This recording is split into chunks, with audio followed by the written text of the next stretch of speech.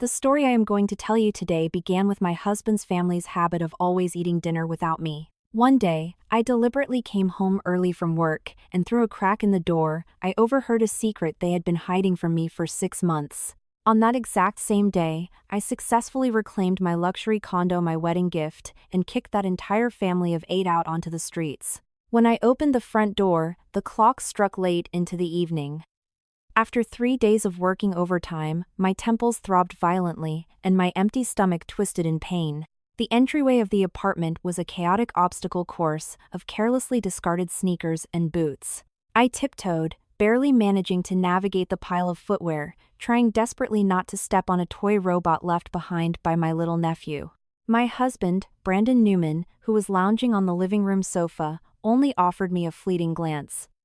The glow from his smartphone cast a bluish tint across his face. "Yeah, the game is on," he muttered to someone on the phone. My explanation of my long day abruptly died in my throat. The kitchen light was still on. On the marble kitchen island sat a mountainous pile of Alaskan king crab shells, Maine lobster heads, and scallop husks. Beside them were several empty plates smeared with leftover garlic butter sauce. My mother-in-law walked out of the kitchen, wiping her hands on a towel. "Oh, we forgot to save you a plate. You're always so busy, so we figured you'd just grab dinner out."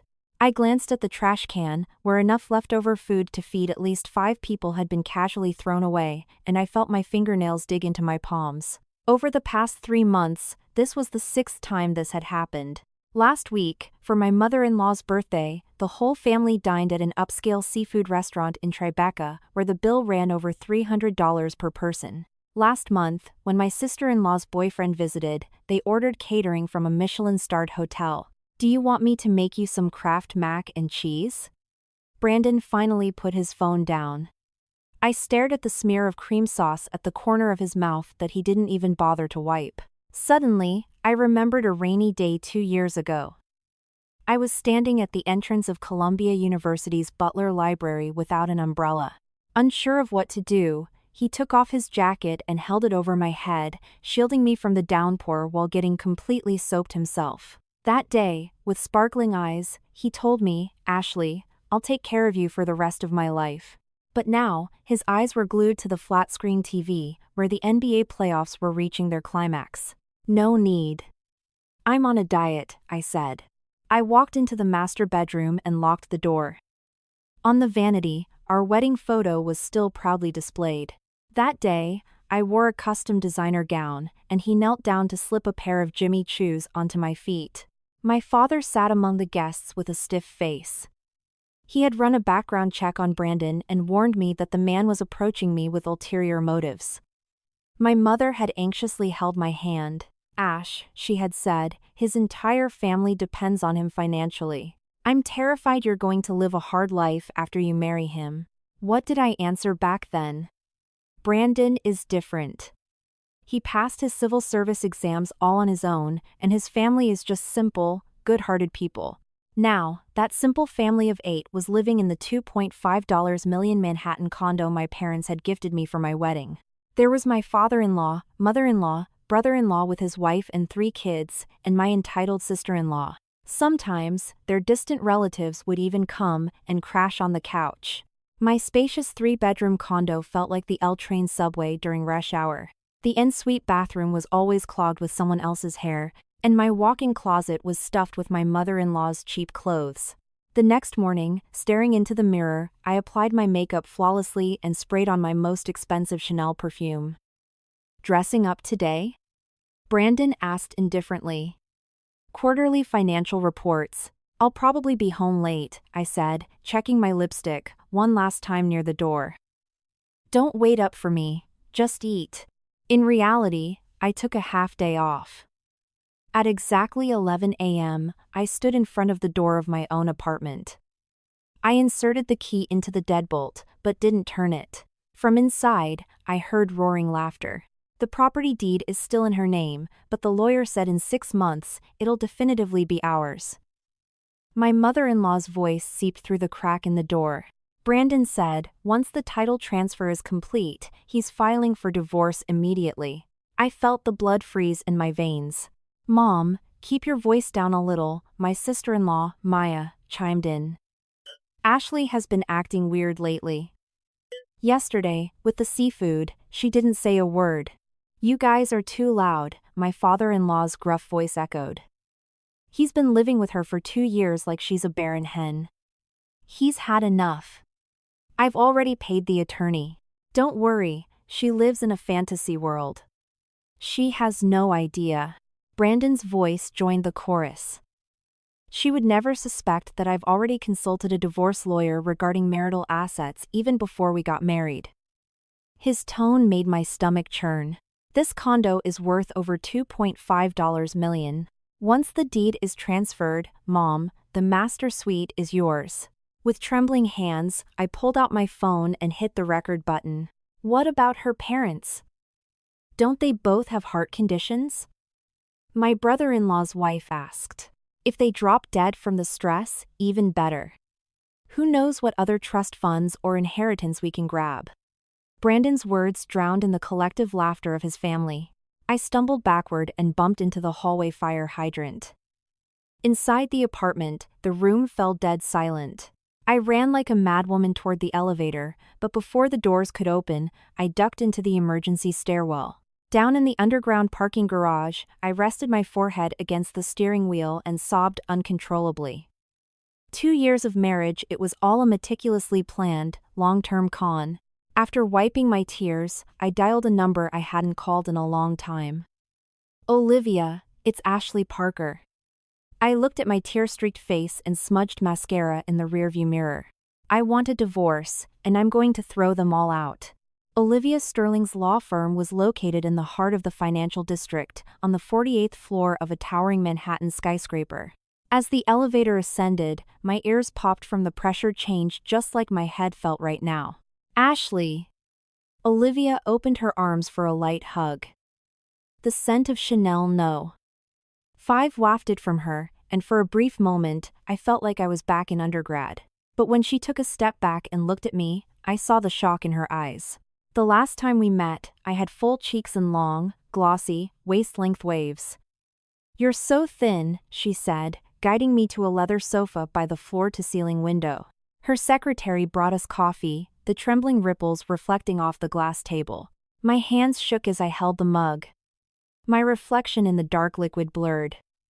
These people are trying to steal my home, I said bluntly. My voice was incredibly hoarse, it sounded like someone else's. Brandon and his entire family. Olivia raised an eyebrow. She set her cup down and pulled a digital voice recorder from her drawer. Tell me everything. From the beginning. I played the recording from my phone and recounted everything that had happened over the past 2 years. Olivia's expression morphed from shock to pure fury. She slammed her laptop shut. Worse than animals. The sunlight outside was suddenly swallowed by a passing cloud, darkening the room. Olivia switched on her desk lamp. Under the warm glow, she opened her legal codex on New York property law. First, what is the exact status of the condo you brought into the marriage?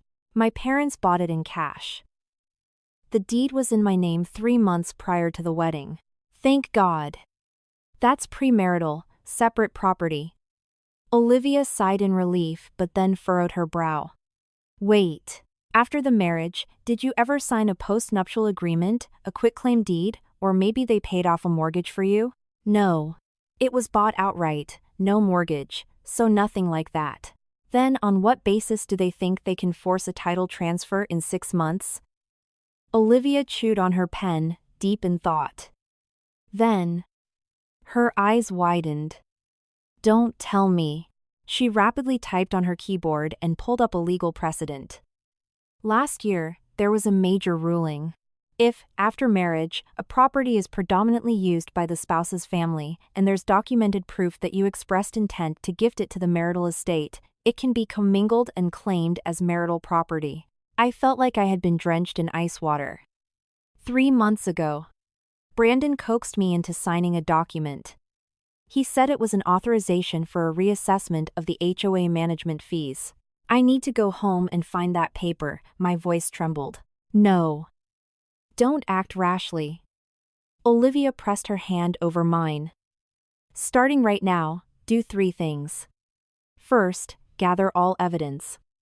Second, do not let them know that you know. And third, her gaze turned as sharp as a scalpel, by any means necessary, get a copy of Brandon's bank statements and his detailed call logs. Leaving the building, I saw the reflection of fragmented clouds in the glass facade. I remembered the first time I met Brandon. I had just finished my master's degree and was studying for my CPA exams at the library. He always sat across from me. His strong forearms were visible beneath his rolled-up sleeves, carrying a faint scent of pine. One day, I fell asleep at the desk, and when I woke up, his jacket was draped over my shoulders, and a warm cup of honey tea was beside my notes. I saw your lips were chapped. Drink up, he had said in the sunlight, his eyelashes looking almost translucent.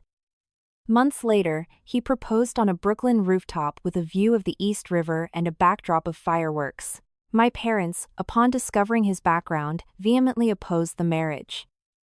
The reason was his impoverished family and the sheer number of people dependent on him. Blinded by love, I secretly eloped with him at City Hall. On the day of our official reception, my dad gave a stiff-faced speech. I hope you never make my daughter regret her decision today. Brandon, holding my hand, swore, Sir, I will prove my worth with my entire life. The first 6 months of marriage felt sweet until he didn't get the City Hall promotion he expected. He started complaining that the coffee in my corporate pantry was more expensive than his boss's. Then his older brother went bankrupt and temporarily moved into our place with his whole family. Shortly after, Maya, claiming she broke up with her boyfriend, moved in too, followed by my in-laws who said they needed to take care of everyone. Before I knew it, my 2,000 square foot luxury condo had turned into a refugee camp.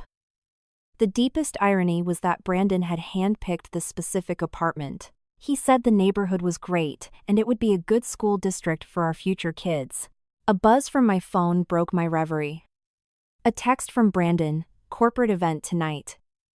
Don't wait up. Just eat. I smiled cynically. Last week, it was an executive visit. The day before, a coworker's birthday. Today, a corporate event. I opened his Instagram. His last post was a company promotion from half a year ago. On my way home, I asked my Uber driver to make a detour to B&H Photo Video in Midtown. Half an hour later, my purse held a digital voice recorder and 2 mini spy cameras disguised as a lipstick and a phone charger. The moment I walked through my front door, I was greeted by the deafening shrieks of children. My nephew, Billy, was riding my vintage Italian leather suitcase like a horse around the living room. The corners of the expensive leather were already scuffed white. My sister-in-law, Sarah, lying on the couch, spitting sunflower seeds, didn't even bat an eyelid. Mom went to play bingo, so make your own dinner. I headed to the master bedroom. The door was slightly ajar. Walking in, I saw Maya sitting at my vanity, lavishly rubbing my $400 La Mer cream onto her feet. What are you doing? My voice spiked sharply. Maya pouted and answered insolently. Just using a little cream. God, you're so stingy. She casually screwed the lid back on. It's not like you're gonna use it all by yourself anyway. I glanced at the vanity. A brand new La Prairie serum was a third empty. A Tom Ford lipstick cap was left loose. My hairbrush was tangled with someone else's long hair, and a half-eaten yogurt cup sat on my nightstand. Get out. I pointed at the door. Why are you yelling? Maya waved her uncreamed hand. I know the title of this condo hasn't been transferred to my brother's name yet. My blood felt like it stopped flowing. What? Oh, don't play dumb. She shook her head arrogantly. Mom said this house will soon be. She suddenly slapped a hand over her mouth, realizing she had let it slip. She grabbed her phone and bolted out of the room. I locked the door and immediately texted Olivia. They might be forging the property deed. Then, I began tearing through the bottom drawer of the nightstand. That was where I kept the original property deed and the closing documents. Feeling the thick manila envelope, I sighed in relief. But when I opened it, my heart plummeted. On the last page of the deed, over the signature line, there was a faint crease. It looked as if it had been pressed into a photocopier multiple times. The safe in the closet was still there. The password was my birth date. My jewelry and bank books were intact, but the Patek Philippe watch I bought before getting married was gone. It was a graduation gift from my dad when I got my master's. Engraved on the back, "Ashley, follow your heart." I sat on the edge of the bed, feeling dizzy. This wasn't just a family conflict. This was a premeditated real estate heist. Brandon had likely targeted and married me from the very beginning to seize my family's wealth.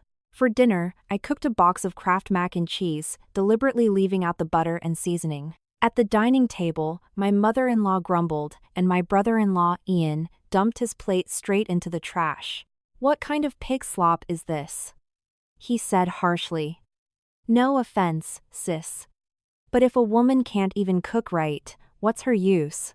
I pushed my food around and noticed Brandon hadn't even touched his fork. He was glued to his phone, occasionally cracking a creepy smile. When everyone moved to the living room to watch TV, I slipped into Brandon's home office, which was actually just a converted balcony. His laptop sat on a wobbly folding table. It required a password. I tried his birthday, our anniversary.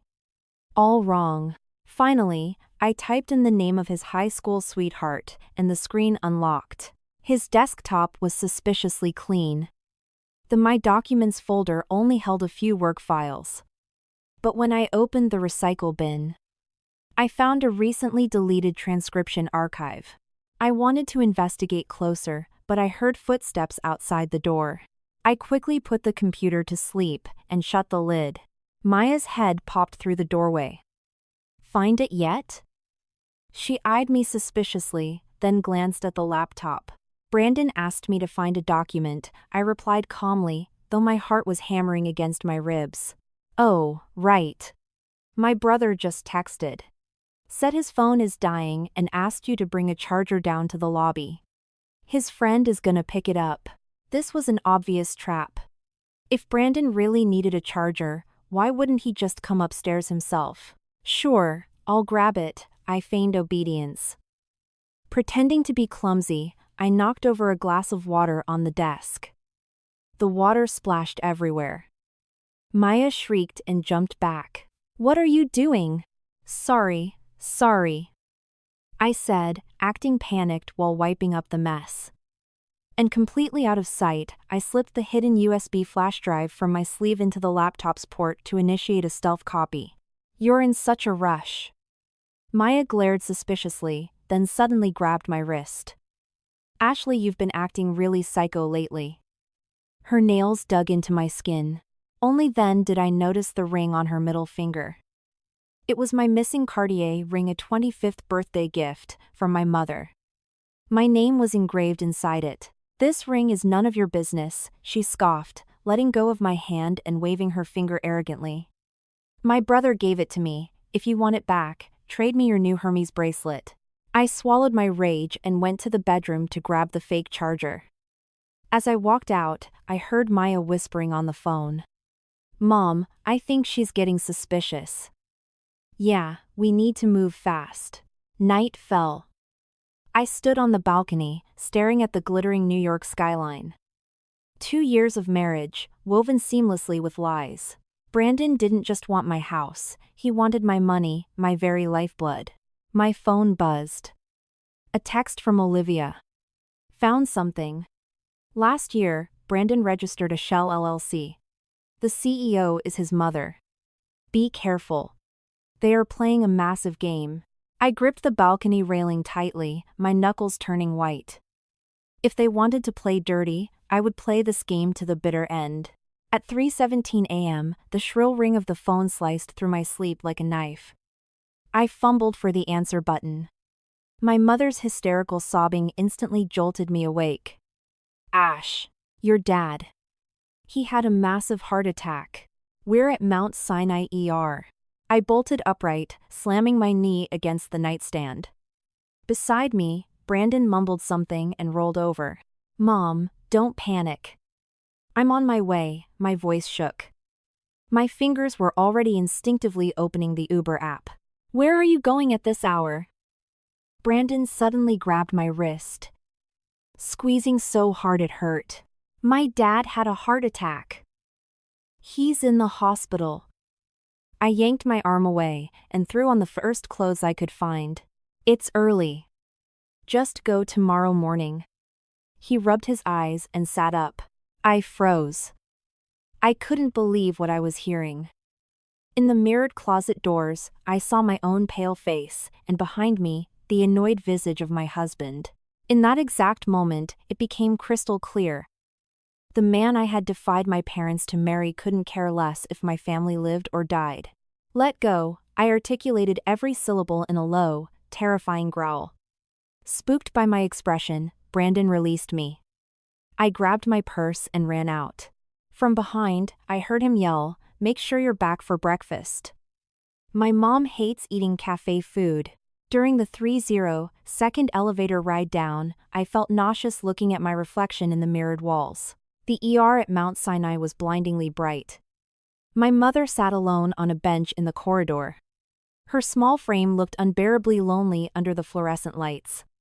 Seeing me, her red eyes welled up. "The doctor said it's an acute myocardial infarction.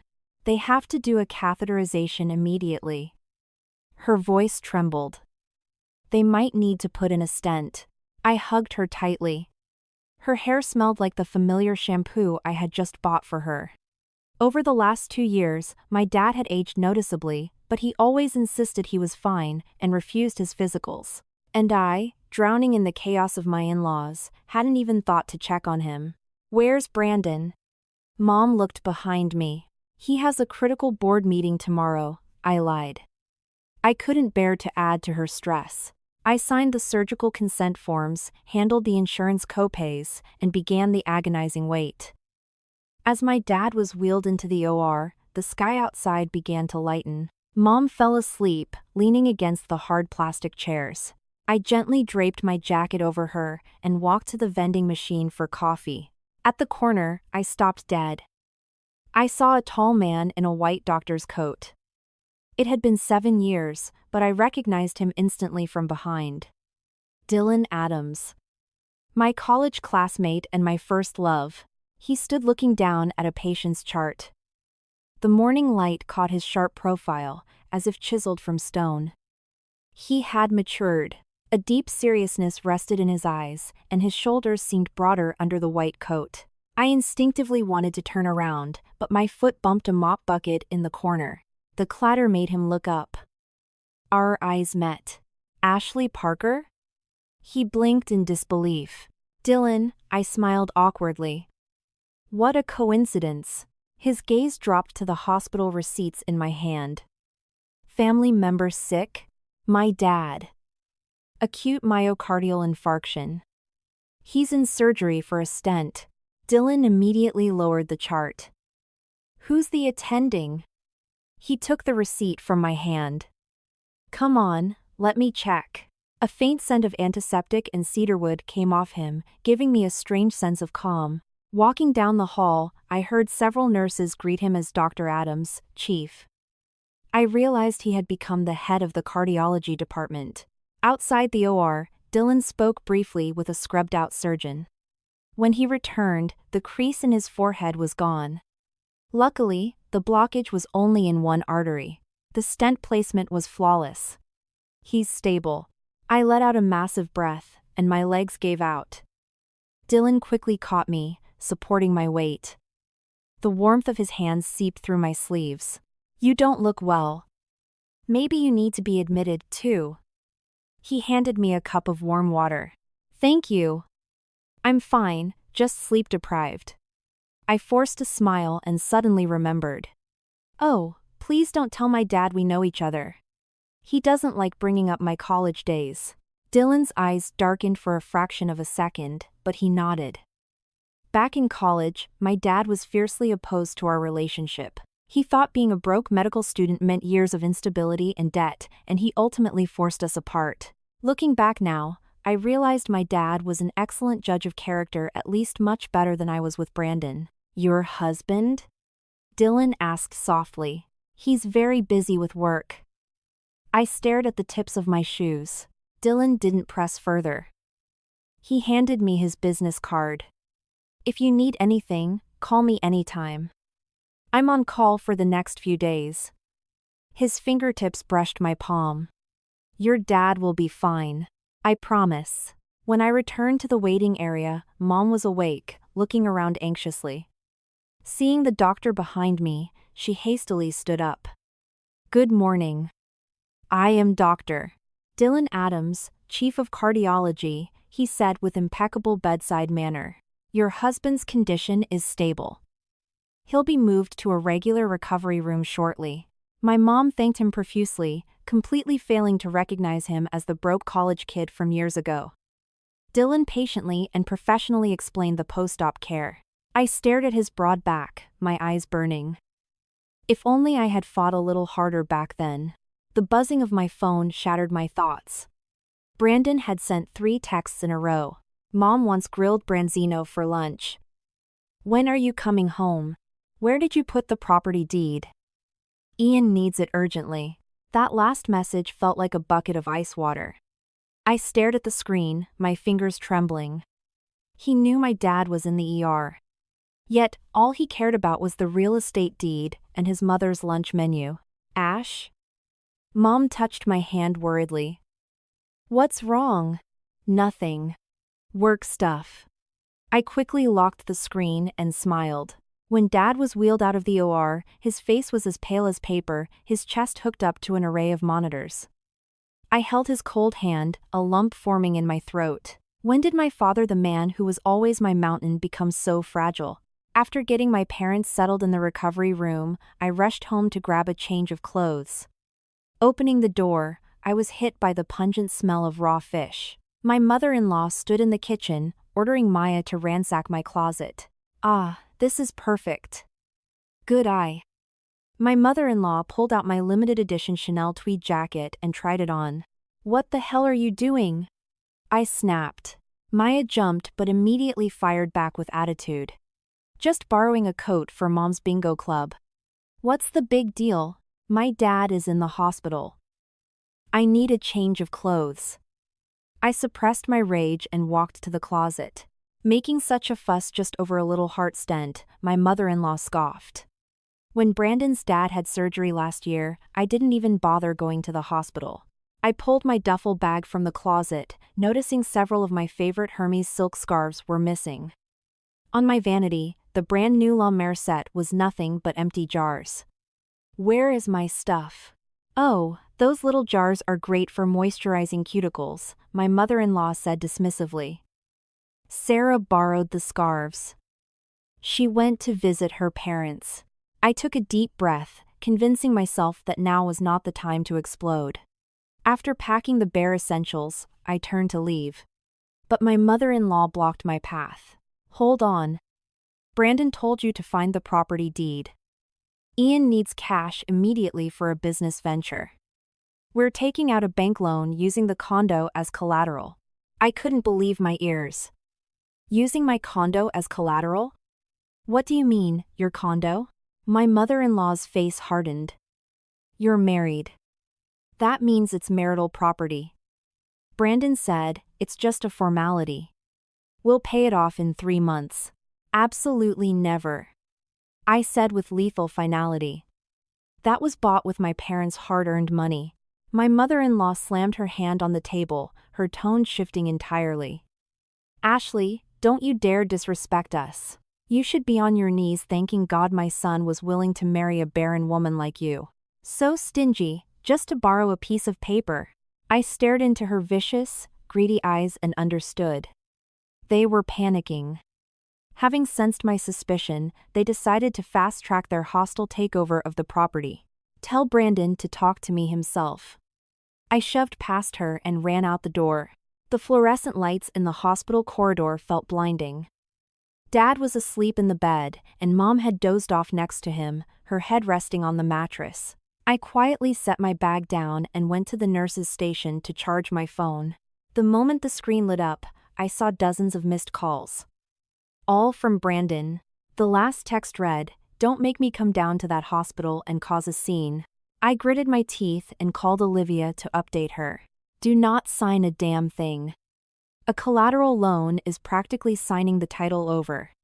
How's your dad? Olivia's voice was strung tight. Stable, but he needs absolute peace. I'm terrified Brandon will actually show up here and start screaming. Listen to me carefully. Go back to the condo immediately. Secure the original deed and every valuable you own. I am sending a courier with a portable lockbox straight to the hospital. After hanging up, I gently kissed my dad's forehead. I told my mom I had to run an urgent work errand. Of course, go. I'll be here. Don't exhaust yourself, sweetie, she stroked my hair. I saw the crow's feet around her eyes, her graying roots, and my throat tightened. She had worked her whole life for me, and I had thrown my youth away on a parasite. In the Uber back to the condo, another threatening text from Brandon arrived. I'm giving you 1 hour. Sign the papers, or we divorce. I smiled a twisted smile and typed back. Divorce. I agree. The apartment was empty. Half-eaten Uber Eats boxes cluttered the coffee table. I went straight to the master bedroom and retrieved the original property deed and title documents from the nightstand, carefully hiding them under my clothes. As I was about to leave, an idea flashed in my mind. I went to Brandon's office. His laptop wasn't on the desk. After tearing the room apart, I found it shoved under the bed. I booted it up, plugged in the USB I had prepped, and rapidly cloned the suspicious directories. Just as the progress bar hit 99%, the front door deadbolt clicked. I yanked the USB out and dove into the walk-in closet. She must have hid the deed at the hospital. Tomorrow I'll go down there and have a man-to-man with her father. Brandon's voice grew louder as his footsteps approached. If I were you, I'd just change the locks and throw all her crap out, Maya's shrill voice echoed. This is our house now anyway. You don't get it. She has to sign the transfer voluntarily. That's the only way it's legally bulletproof. Her old man just had surgery, he can't handle the stress. I clamped my hands over my mouth, terrified they'd hear my breathing. Peeking through the slats, I saw Brandon grab the laptop and inspect it. Thank God I had restored everything exactly as it was. Oh, right. Slip this into her purse. If her mind is foggy, it'll be a lot easier to get her to sign. My mother-in-law handed Brandon a small vial. After they left the room, I waited 10 agonizing minutes before creeping out. My clothes were soaked in a cold sweat. That vial. They were planning to drug me. I tiptoed toward the front door, but a shadow fell over me in the hallway. My brother-in-law, Ian, reeking of cheap bourbon, stumbled out of the guest room, blocking my exit. Well. Where you goin', sis? He slurred. Just hand over the deed and make this easy for everyone. He lunged forward. I backpedaled, grabbed a decorative ceramic vase from the console table, and smashed it violently onto the hardwood floor. The explosive crash made him flinch, giving me just enough time to dart out the door. I didn't stop running until I was 3 blocks down the street, gasping for air. My phone vibrated. Olivia, I ran a background check on Brandon's LLC. Heavy indicators of money laundering. If they are cornered, they will do anything. Be careful. The night felt as dark as ink. I stood under a street lamp, staring at my shaking hands. That wasn't a home, it was a wolf's den. That wasn't a marriage, it was a grift. Back at the hospital, it was past midnight. Dad had woken up briefly before drifting back to sleep. Mom sat vigil beside him. I borrowed a pen and a legal pad from the nurse's station and began drafting my war plan. 1. Relocate my parents to a secure facility. 2. Gather irrefutable evidence of the Newman family's fraud. 3. Retain a ruthless divorce attorney. 4. Change the condo locks and install a security system. As I wrote, tears blurred my vision. 7 years ago, my dad said Dylan was too smart and ambitious for me. And instead, I chose an actual predator in Brandon. At the end of the corridor, a familiar silhouette appeared. Dylan. He had taken off his white coat and was wearing a navy blue sweater. He held 2 cups of coffee. Figured you'd need this, he said softly, handing me a cup. The rich aroma of roasted beans made my eyes prickle. Once upon a time, there was someone who took care of me just like this. Thank you. I took the cup. Our fingers brushed. I immediately pulled my hand back. Dylan sat next to me, maintaining a respectful distance. Your dad is doing incredibly well. He can be moved to the VIP recovery wing tomorrow. Don't worry about the billing. I cut him off. Dylan, I can handle it. Ashley, you need rest.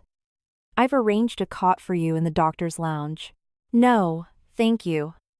I need to stay with my mom. He looked like he wanted to argue, but ultimately nodded. If you need anything, page me.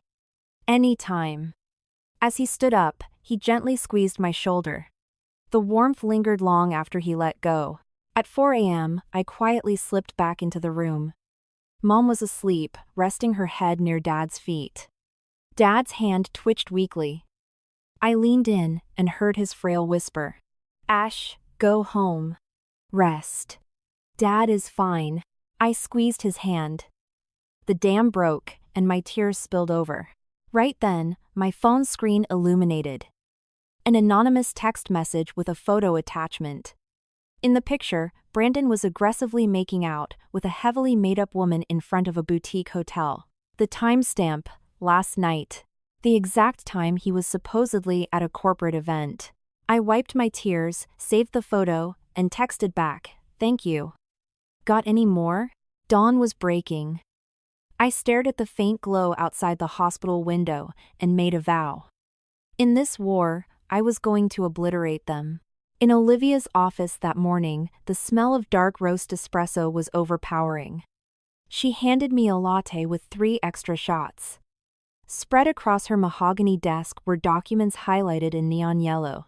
The good news is, you bought the condo in cash before the marriage. Legally, the title is pristine, she said, tapping her pen.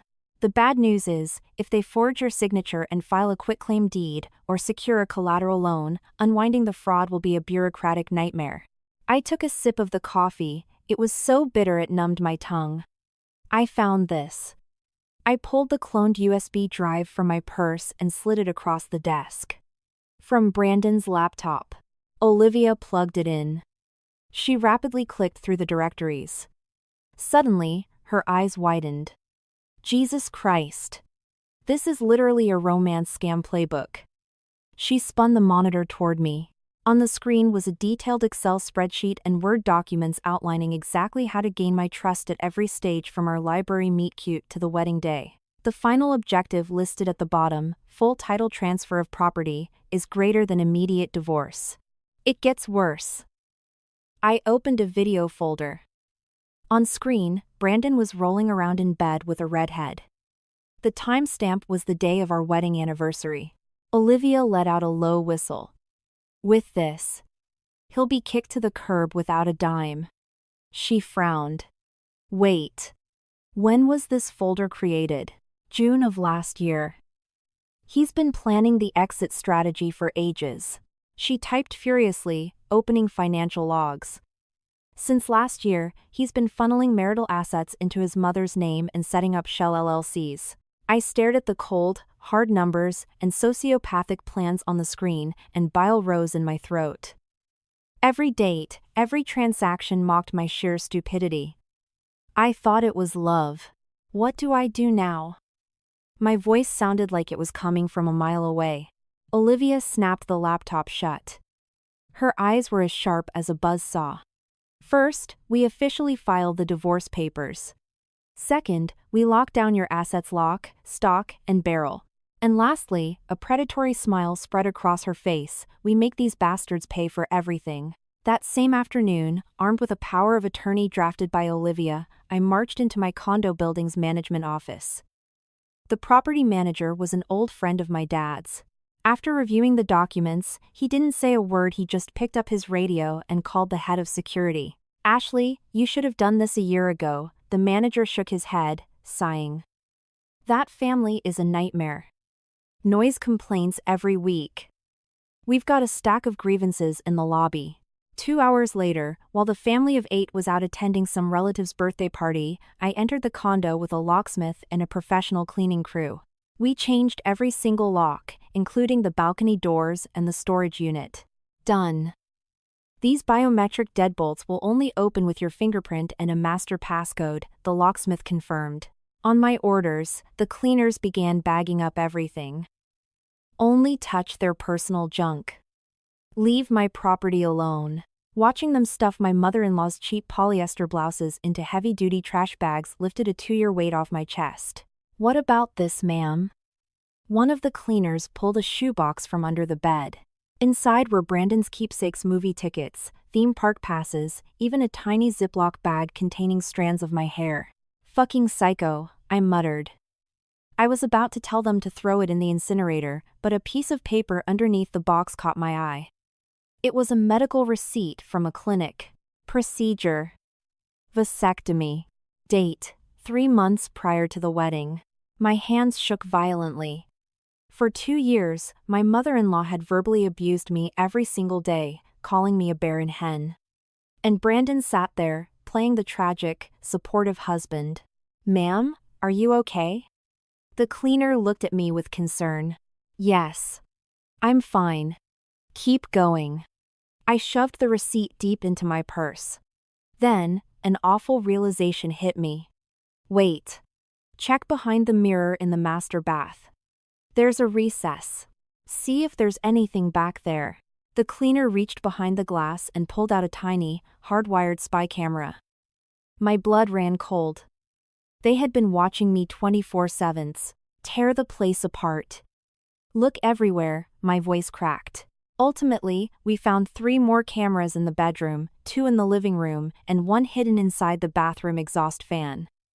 The cleaning crew just exchanged horrified glances. The foreman patted my shoulder. Miss, you need to run far away from these people. By the time the purge was complete, the sun was setting. I stood in my immaculate living room and felt like a stranger. This was the home I had dreamed of. No sunflower seed shells on the rug, no stench of stale cigarettes, just the crisp, lemony scent of hardwood floor cleaner. With the help of building management, we dumped 8 massive garbage bags of the Newmans' belongings into a storage cage in the basement. The last shred of my conscience stopped me from throwing it straight into the dumpster. Security system is armed. The head of security handed me an iPad. If anyone approaches your door, the alarms will trigger and it automatically records to the cloud. My phone began to vibrate violently. Non-stop calls from Brandon. I blocked his number and sent a single text to the family group chat. The locks are changed. Your garbage is in the basement. My attorney's contact info is attached. 3 seconds later, the group chat exploded. My mother-in-law sent a 5-9-second voice note composed entirely of profanity. Maya spammed me with slurs, and Ian threatened to call the NYPD. I muted the chat and headed to the hospital. Dad had been moved to a VIP suite and already had some color back in his cheeks. Seeing me, he lowered his newspaper. Everything's sorted out. Mom asked, handing me a bowl of sliced fruit. I knew that family was rotten from day one. That night, I slept on a folding cot in the hospital room.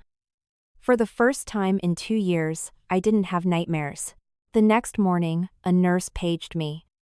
When I opened the door to the consultation room, 2 uniformed NYPD officers were waiting. Ashley Parker? We got a call regarding trespassing, illegal eviction, and theft of property. I almost laughed. I pulled out the original property deed and the cease and desist letter from Olivia. This is my property. I am the sole owner. Here is my attorney's card. Let me guess, the complainant's last name is Newman? The older cop sighed, realizing it was a civil dispute. Look, domestic issues are best resolved peacefully. Officer, I cut him off. My father is in the ICU recovery wing. I am his caretaker. Any further questions can go straight to my lawyer. Walking back to the suite, I saw Dad chatting with Dylan, who was doing his morning rounds. Seeing me, Dylan's eyes lit up. Ashley. Perfect timing. Your dad's labs came back great. Can I grab you for a second? I motioned him into the hall. He immediately dropped his voice. Cops sorted out. Yeah, seems like it. I replied quickly, then noticed a pen clipped to his white coat pocket. It was the exact same silver Parker pen I had given him for his birthday in college. It had a distinct scratch on the cap. He still kept it. Dylan followed my gaze and the tips of his ears turned red. It writes really smoothly. He awkwardly changed the subject. Your dad can be discharged next week. But he needs zero stress. As for your situation, I can handle some of the logistics. I hesitated, then looked him in the eye. Dylan, thank you. He waved it off and turned down the hall. His posture was as straight as a pine tree. Watching his back so familiar yet so foreign, I felt a tremor in my chest.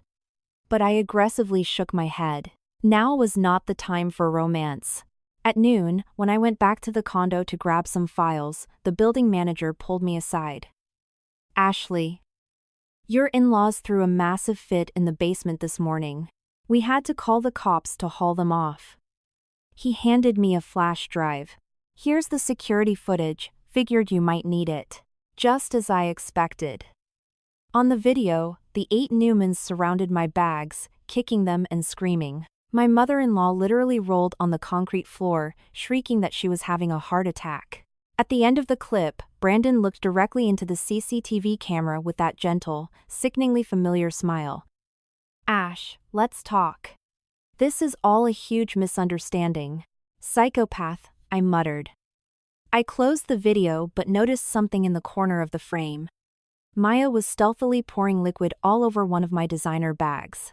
Zooming in, I saw it was a bottle of soy sauce. I smirked. They still hadn't realized the rules of the game had changed. On the third day, bright and early, I was jolted awake by a commotion in the hospital corridor. Opening the door, I saw Brandon holding a bouquet of lilies, standing at the nurse's station. He wore a crisp, tailored suit and a perfectly rehearsed smile. My wife, Ashley Parker. I mean, my father-in-law is admitted here. His voice was soft, oozing concern.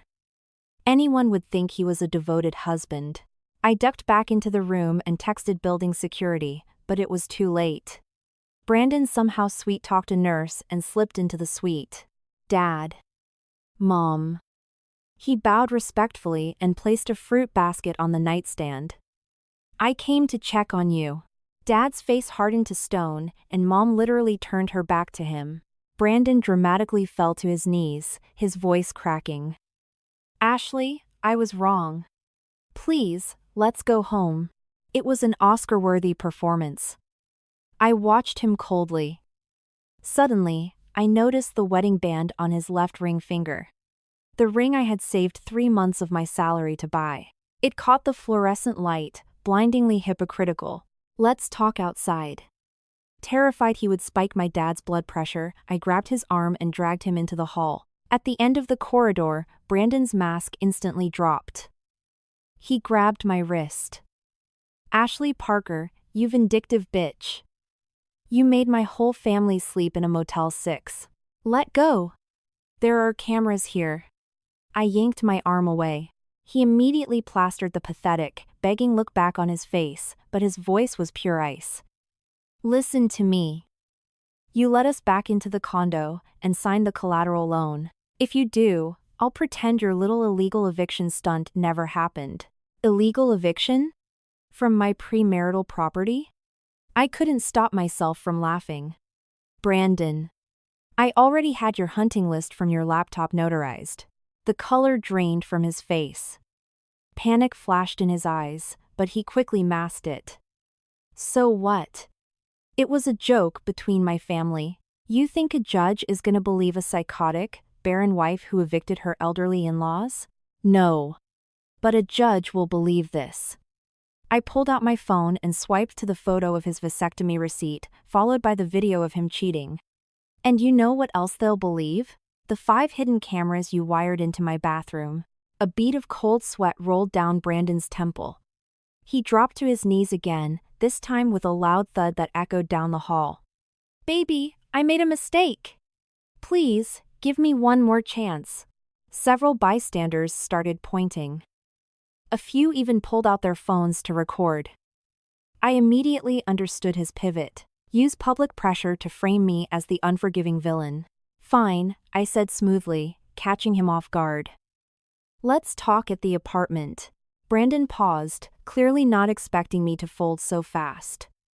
He stood up, trying to put his arm around my shoulder, but I dodged him. I'll grab my dad's discharge papers and meet you there. The moment he was in the elevator, I called Olivia. He took the bait. Initiate phase 2. When I arrived at the condo, Brandon was sitting on my sofa like he owned the place. The new keys were on the coffee table. His family wasn't with him, he genuinely thought he could manipulate me alone. Ash, I knew you wouldn't throw us away. He reached for my face, but I stepped back. Let's get everything on the table first, I said, hitting record on my phone. Do you admit that the con artist playbook on your laptop is real? Brandon narrowed his eyes. What playbook? I have no idea what you're talking about. The vasectomy. The cameras in my shower. Conspiring with your mother to steal my deed. I pressed him, and his face twisted with rage. He lunged and grabbed me by the shoulders. Ashley, you think some cheap screenshots mean you won? Listen to me. This house is mine. Your dad just had heart surgery. What do you think will happen to him when I leak photos of his precious daughter's private life to his country club buddies? I was waiting for this. I drove my knee upward, right into his groin with everything I had. Brandon shrieked and crumpled to the floor. I leaped toward the front door. Threat recorded. Thanks for your cooperation. Face purple with rage, he scrambled up and charged at me. I threw the front door wide open. Standing on the doormat was Olivia, flanked by 2 NYPD detectives. Brandon Newman. We have a warrant for your arrest regarding felony extortion, terroristic threats, and illegal surveillance. The detective pulled out his handcuffs. Brandon stared at me in absolute shock, then burst into maniacal laughter. You think this is over? My brother Ian is at the county clerk's office right now. You think there's only one copy of a property deed? My heart skipped a beat. If they forged my signature. Olivia patted my shoulder. Relax. First thing this morning, I filed an emergency injunction with the Department of Finance. Any title transfer on this property requires a judge's sign-off. As Brandon was dragged away in cuffs, I collapsed onto the sofa. My shirt was soaked with sweat. Olivia began checking the new security cameras I had installed. Flawless execution. Audio and video captured perfectly. But these grifters won't give up, especially your mother-in-law. Just as she spoke, my phone rang. It was the hospital reception desk. My heart hammered. Miss Parker? There's an elderly woman here, claiming to be your mother-in-law. She's screaming in the ICU lobby. Says she needs to have a frank conversation with your father. I grabbed my purse and ran. Call security! Olivia yelled behind me. No, this time, I finish her myself. I ground my teeth. In the Uber racing back to Mount Sinai, a text from Dylan popped up, situation neutralized. I moved your parents to a highly secure, private rehab facility upstate. Also, if you need it, I pulled Brandon's entire medical history from the network. It's fascinating. Let me know if you want to see it. I stared at the screen.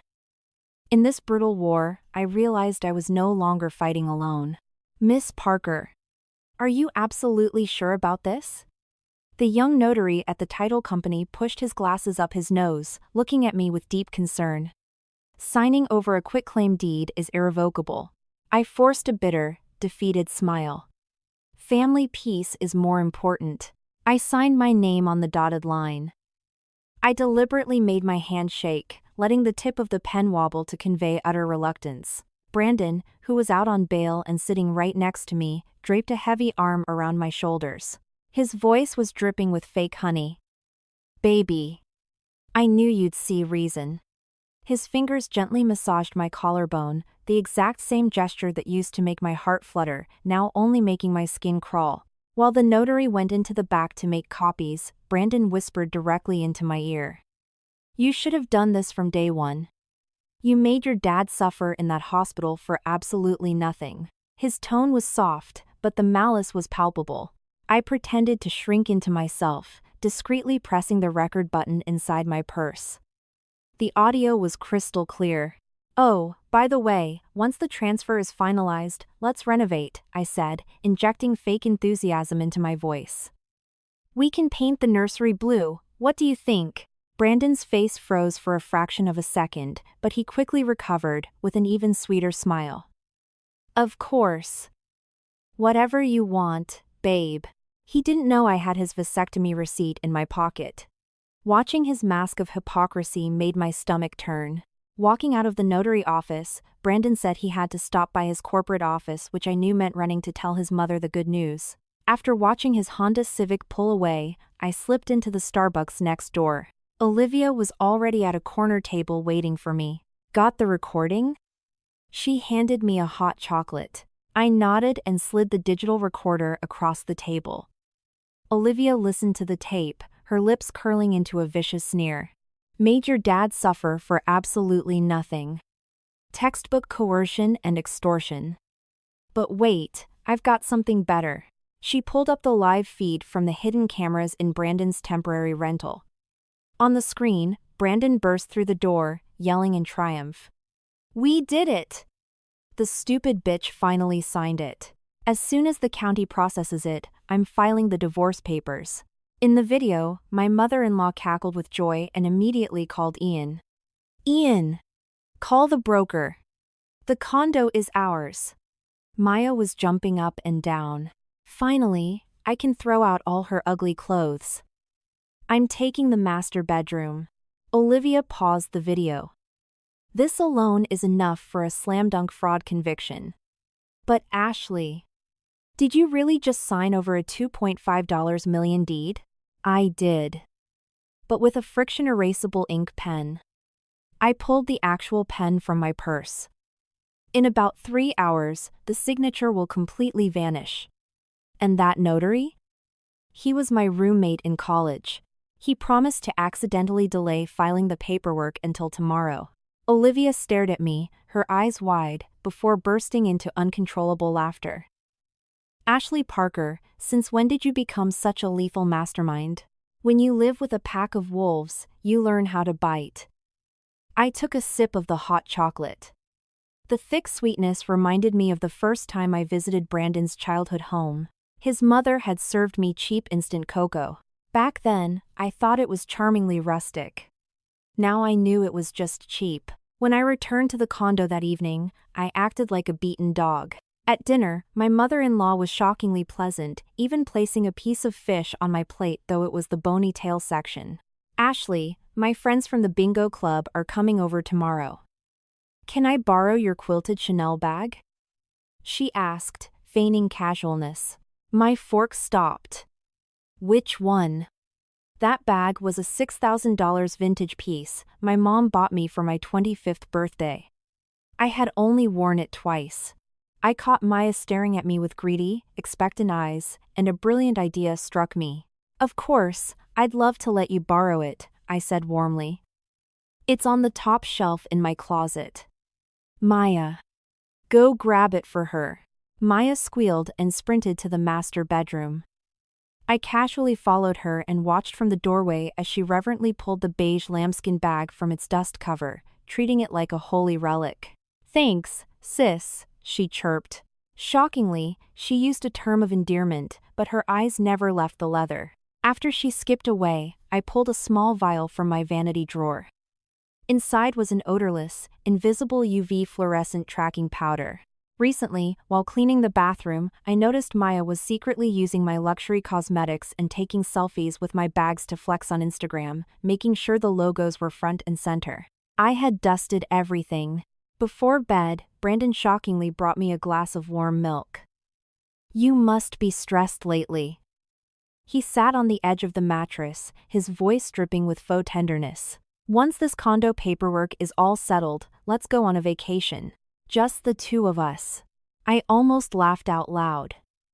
It was the exact same line he used when he first started grooming me. I pretended to take a sip, and the moment he turned his back, I dumped the entire glass into a potted fiddle leaf fig. The next day, the plant's leaves withered and died. I took a photo for the evidence file. The next morning, the entire Newman family went to IKEA to pick out new furniture for their newly acquired condo. I locked the front door, snapped on latex gloves, and raided Maya's room. On her vanity were my stolen cosmetics. Several expensive serums were almost empty. In her nightstand drawer, I found the Chanel bag. Inside were crumpled receipts, a hair tie, and cookie crumbs. I hit the bag with a UV flashlight. The entire silk interior glowed violently with fluorescent powder handprints. Just as I suspected, she had been parading it around town. But the real jackpot was under her mattress. I found my missing Van Cleef and Arpels bracelet. The custom engraving confirmed it was the gift from my mother. After snapping photos of the evidence, I pulled up Maya's Instagram. Her latest post was uploaded last night. "Early birthday gift from my absolute bestie." The caption sat below a mirror selfie of her holding my Chanel bag. In the comments, someone asked, "Wait, isn't that a limited edition? Your friend is loaded." Maya replied, "Aw. It's just a little something she had lying around." I took screenshots, then scrolled down. Last month, a photo with my Cartier ring. The caption, "Gift from my big bro. Gift from my big bro." Perfect. Just as I was compiling the dossier, my phone rang. It was Dylan. "Your dad's morning labs are flawless. He'll be discharged next week." I was wondering, would you want to grab lunch together? My treat.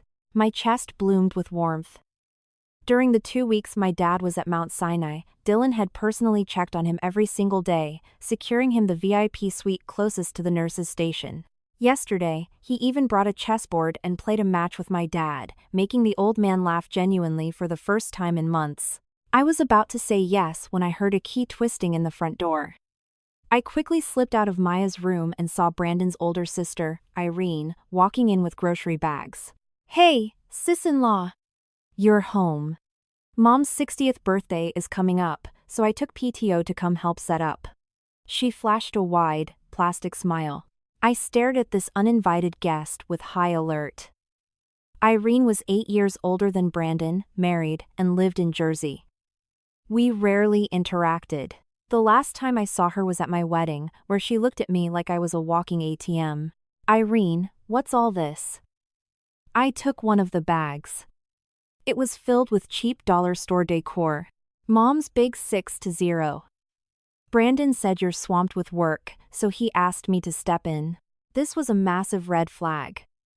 Irene was the type of person who wouldn't lift a finger unless there was cash involved. I followed her into the kitchen and watched as she pulled several mason jars from her tote bag. "I brewed this myself. Brought it specifically for you." She unscrewed a lid. A pungent, garlicky, almost rotten smell hit my nose. "I heard your dad is in the hospital. You look pale. This will boost your immune system and appetite." I stared at the cloudy, brownish liquid and remembered Brandon's threat to handle my dad. Feigning a bathroom break, I texted Olivia under the table. "Run a full background check on Brandon's sister, Irene Newman. Her sudden appearance is highly suspicious." When I returned to the living room, Irene was deep in conversation with my mother-in-law, who had just returned from IKEA. Seeing me, my mother-in-law's tone shifted to sugary sweet. "Ashley, Irene made this herbal tonic just for you. You have to drink it, okay?" A steaming mug of the vile liquid sat on the coffee table. I pretended to be incredibly touched. "Thank you so much." When they looked away to watch the TV, I soaked a thick wad of paper towels in the liquid and shoved it into a Ziploc bag in my pocket. I needed a toxicology screen. That afternoon, using corporate meetings as an excuse, I rushed straight to Mount Sinai. Dylan was waiting in his office. On his desk was a preliminary toxicology report. This isn't an herbal tonic. It contains massive concentrations of scopolamine devil's breath. Dylan's jaw was clenched tight. Ingesting this causes profound confusion, loss of free will, and in high doses, respiratory failure. A chill ran down my spine. They wanted to drug me so I'd sign over my brokerage accounts. There's more. Dylan woke up his computer monitor. Irene Newman. I looked into her. Last year, she was questioned in a corporate embezzlement scheme, but the charges were dropped. He clicked to the next slide. What's more interesting is her current employer. The screen displayed Irene's LinkedIn profile and a photo of her employee badge. It was my company's direct corporate rival. Her title: Vice President of Finance. My blood ran ice cold. Brandon knew my firm was currently bidding for a massive municipal government contract, and I was the lead financial auditor on the project. Have you been handling sensitive corporate documents at home recently? Dylan asked sharply. I jumped out of my chair. I need to get to the office. I had barely stepped out of the hospital when Olivia called. Massive break in the case. Irene is sleeping with your boss, Victor. And she has blackmail material on him regarding misappropriated funds. The puzzle pieces violently snapped together. If they failed to steal my real estate, they were going to use Irene to blackmail my boss and frame me for corporate espionage and embezzlement, destroying my career and sending me to federal prison. On my Uber ride back, a text from Maya popped up. Sis, dress up nice for Mom's birthday tomorrow. Attached was a mirror selfie of her wearing my custom Dior cocktail dress. I smiled a venomous smile and replied, It looks perfect on you. Then, I opened Amazon and ordered a $20 knockoff version of the exact same dress for overnight delivery. The day of my mother-in-law's 60th birthday, the condo was decorated to the nines. Relatives swarmed the living room. I wore basic jeans and a blazer, quietly watching Maya strut around arrogantly in my stolen Dior. Ashley. My mother-in-law, draped in cheap gold jewelry looking like a tacky Christmas tree, snapped her fingers at me. Go get my antique jade bracelet from the safe. It's a milestone birthday, I need to wear it. That bracelet was the Newman family's only supposed heirloom. According to her, it was an authentic Qing dynasty artifact. She usually kept it locked away and never let anyone breathe on it. I carefully retrieved the velvet box from the safe and handed it to her. Just as her fingers brushed the box, I let go. The jade bracelet hit the hardwood floor and shattered into 3 pieces. The living room fell into a deathly silence. My mother-in-law's face went red, then stark white, then a terrifying shade of purple. You! She pointed a trembling, arthritic finger at me. Mom, I am so sorry. It slipped. I looked down, my voice cracking with fake tears. My hand was deep in my blazer pocket, my thumb pressing record on my phone. You stupid bitch. It wasn't enough that you're cursing your own parents to the grave, now you're bringing your bad luck onto me? My mother-in-law shrieked. Suddenly, Brandon rushed over and violently shoved me backward. Ashley, do you have any idea how much that was worth? She's from a trashy family, what do you expect? Butterfingers, Maya sneered from the sidelines. I stood there, absorbing their insults, repeating like a broken record, I'm sorry. Driven into a hysterical rage, my mother-in-law grabbed a wooden back scratcher and swung it at my face. Brandon intercepted her arm but then turned around and slapped me across the cheek himself. Go to your room. Stop embarrassing us, he roared. Clutching my stinging cheek, I fake sobbed and ran to the master bedroom. Once the door was locked, I immediately checked the hidden camera footage. Perfect. Every single ugly, violent contortion of their faces was captured in 4K, especially Brandon's physical assault. I was about to upload the video to Olivia's secure server when a knock hit the door. I switched off my phone screen, rubbed my eyes violently to make them puff up, and cracked the door. Irene stood there holding a steaming bowl of soup. Hey, don't take it to heart, Mom just has a temper. She pushed the bowl into my hands. Drink this while it's hot. I made it specially to calm your nerves. Thick grease floated on the surface of the broth, carrying that exact same sickly sweet chemical odor. I pretended to take a sip, and the moment she glanced down the hall, I dumped the entire bowl into a decorative floor vase. Thank you, Irene. You're the only one in this house who treats me like a human being, I whimpered. Irene patted my shoulder with a predator's grace. We're family.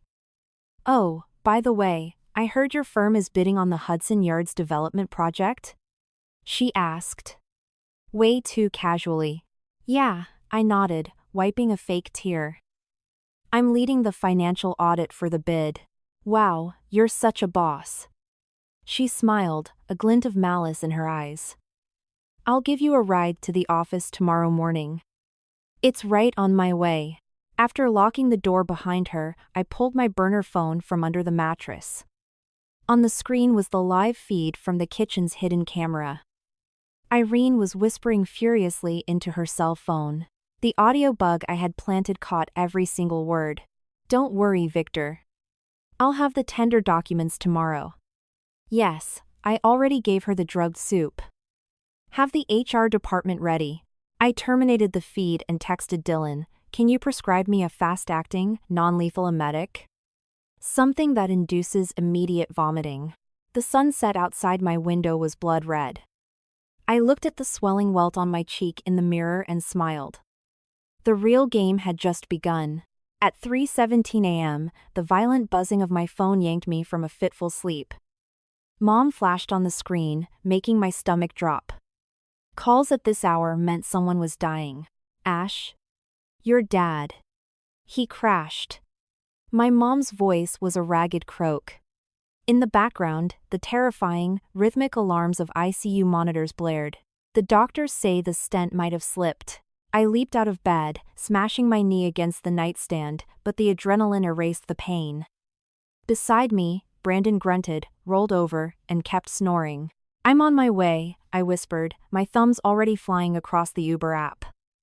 I threw off my pajamas and frantically pulled on jeans. The closet door hinges gave a faint squeak. Going to the hospital again? Brandon's voice cut through the dark. It was far too lucid for a man who just woke up. Yes, I replied, keeping my back to him as I tied my sneakers. You forgot Mom has a doctor's appointment tomorrow morning. He sat up, his tone dripping with weaponized guilt. You missed her last appointment. She was incredibly offended. My fingers froze on my laces. My mother-in-law's appointment last week was a routine blood pressure check at a walk-in clinic. My father was bleeding out in an operating room. My dad is dying. I have to go. I kept my voice deadpan. Brandon suddenly threw off the duvet, lunged across the bed, and grabbed my wrist in a vice grip. Ashley, you think because you gathered some cheap evidence you run this house? His grip tightened until my bones ground together. Tomorrow at 10:00 a.m., I am waiting for you at the county clerk's office. We are finalizing the deed transfer. If you don't show up, he leaned into my ear, his breath hot and foul. Your dad's entire medical history and photos of his mental breakdown will be blasted across every country club and medical board in the state. Headline: Corrupt doctor accepts bribes, goes insane. The blood drained from my face.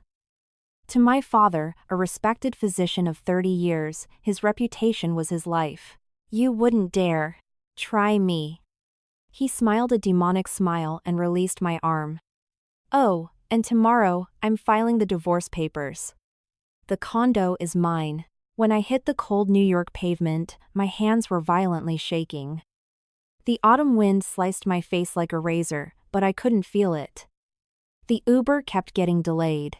I collapsed onto the curb and broke down, sobbing into my hands. My phone rang.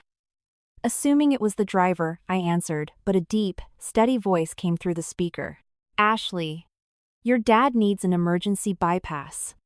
I've prepped the OR. Where are you? I'm coming to get you. 20 minutes later, Dylan's Audi SUV screeched to a halt in front of me. He was in sweatpants and a hoodie, his hair a mess. Deep bags shadowed his eyes. He had been paged out of bed too. "Get in," he commanded, tossing me a pack of tissues. The car smelled like peppermint and sterile scrubs. I gripped the tissues, my throat too tight to speak. Dylan didn't ask questions, he just cranked the heat up. How does a stent just slip? I managed to choke out. Dylan's knuckles were white on the steering wheel. It didn't slip.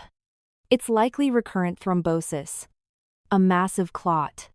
But don't panic. I have the best endovascular surgical team in the state scrubbing in right now.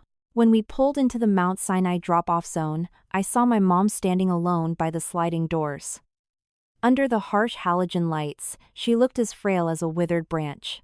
I ran and threw my arms around her. She was shaking violently. Dr. Adams said they need to operate now, but my hands are shaking so bad I can't even sign the consent forms. Dylan, now in his white coat, was barking rapid-fire orders to a team of residents. He looked over at me and gave a firm nod.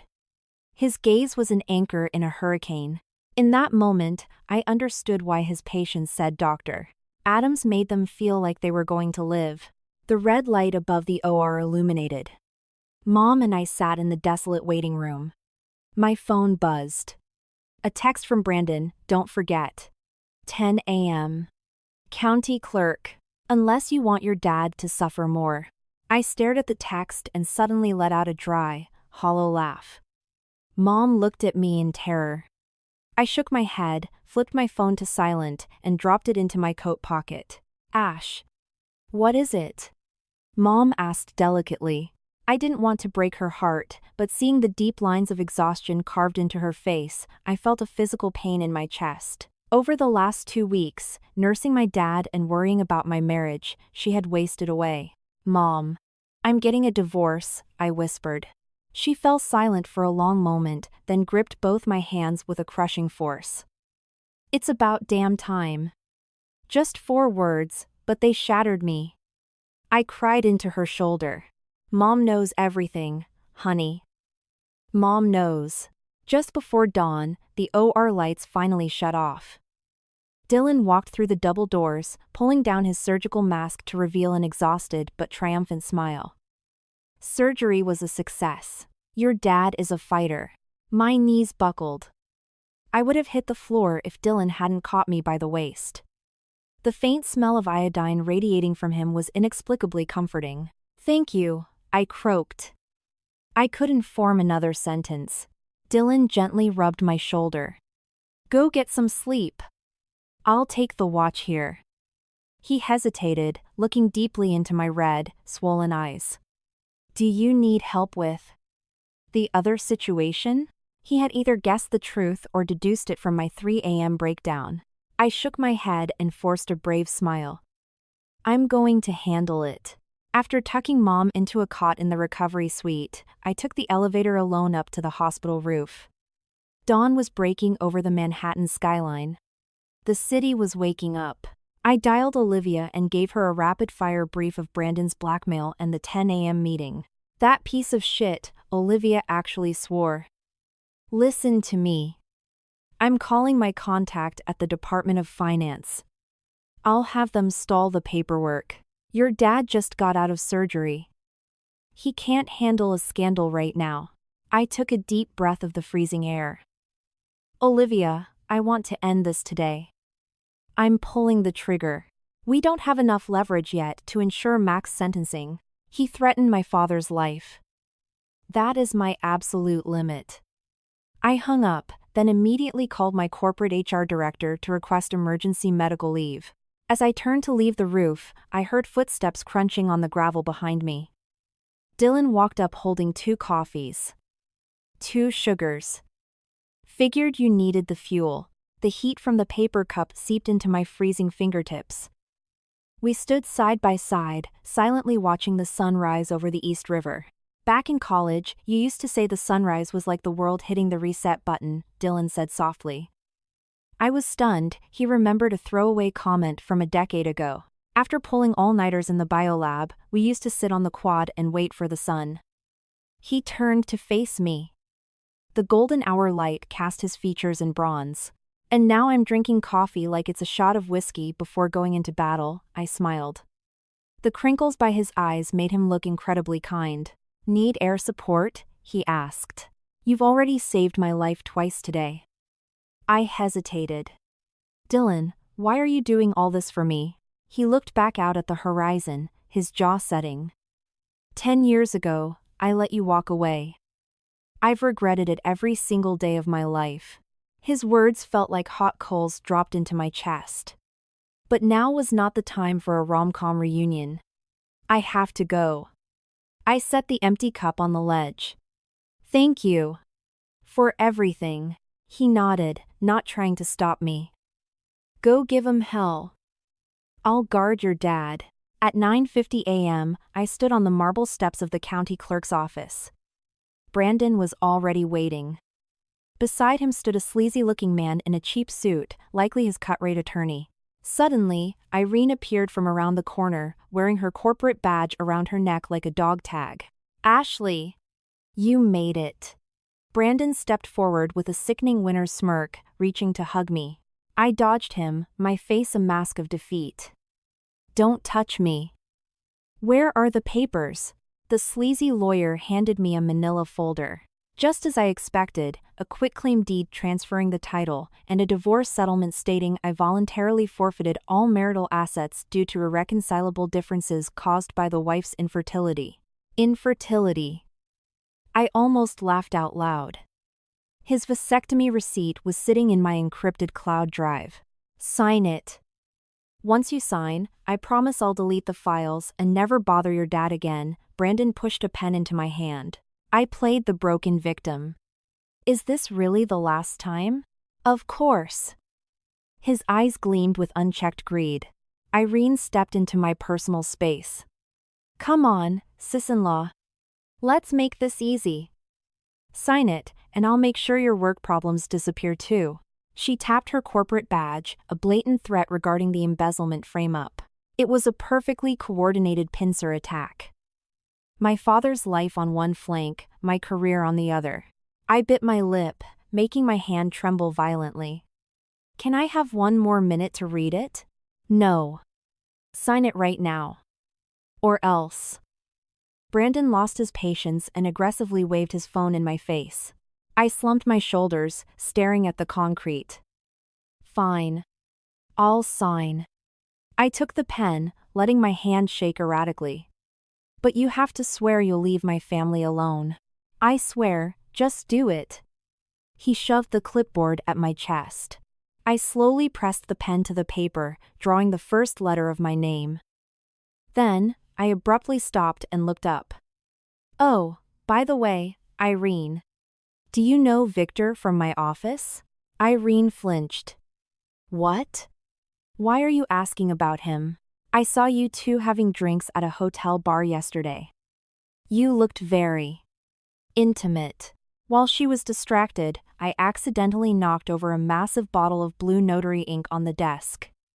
The thick liquid flooded across the quitclaim deed and the divorce papers, ruining them instantly. Oh my God, I'm so sorry. I gasped, frantically grabbing the soaking papers and smearing the ink everywhere, rendering them completely illegible. You stupid bitch. Brandon roared, grabbing me by the throat and slamming me against the desk. Let go. You're hurting me. I screamed at the top of my lungs. 2 security guards immediately ran over. A crowd formed, pulling out their phones. Brandon, realizing he was making a scene, released me, but his eyes were filled with murderous intent. We tried doing this the nice way. He pulled out his phone and, right in front of my face, hit send. He published the defamatory post about my dad to a massive state medical board forum. I gave him the exact look of absolute horror he wanted. Brandon smiled in sick triumph. And now, you're going to sign the reprints. I need to use the restroom, I hyperventilated. The guards allowed me 5 minutes. I ran into a stall, locked the door, and dialed Olivia. He posted the defamation. Phase 2 is a go. Olivia hung up. I texted Dylan, execute. Finally, I opened the stealth cloning app on my phone. The spyware I had installed via the USB drive meant every single post, text, and email Brandon sent was instantly mirrored to my cloud server. I had the digital forensics of his blackmail. Looking in the bathroom mirror, I pinched my cheeks and rubbed my eyes until they were bloodshot. I walked out looking like a shattered, defeated woman. "I'll sign it," I sobbed. "Just please. Delete the post." Brandon smugly slid the freshly printed documents toward me. I signed them with a shaking hand. He snatched the paper, inspected the signature, and breathed a massive sigh of relief, nodding at his lawyer. "See? We could have done this yesterday." He patted my cheek. It was a gentle tap, but violently degrading. "Oh, and pack your shit by tomorrow, I'm changing the locks." I kept my head bowed. Irene twirled her car keys. "Want a ride to the office? We can chat about your tender documents." "No. I'll take the subway," I whispered. Stepping out of the building, the afternoon sun blinded me. I sat on a park bench and opened the live feed to my condo's security cameras. Just as I predicted, Brandon immediately called his mother to gloat. "Mom! We got it. The condo is legally ours. Tonight, we feast at the Metropole." Then I heard Irene in the background. "Victor has the HR paperwork ready. Tomorrow morning, Ashley is being federally indicted for corporate espionage." I stopped the recording and texted Olivia, "Confessions captured." I was about to stand up when a massive shadow fell over me. I looked up. It was Dylan. He was holding a manila folder. "It's done?" he asked. "Yes." I nodded, feeling the exhaustion deep in my bones. Dylan sat next to me and opened the folder. "Your dad's afternoon labs. He's recovering at record speed." I took the folder with profound gratitude, but underneath the medical charts was a black USB drive. "This is Brandon's complete medical history," Dylan said, his voice terrifyingly calm. 3 years ago, he was admitted to a clinic in Jersey for undiagnosed neurological damage. The attending physician was my mentor. The interesting part? He was admitted exactly 1 week after securing the deed to his first wife's house. I sucked in a breath of cold air.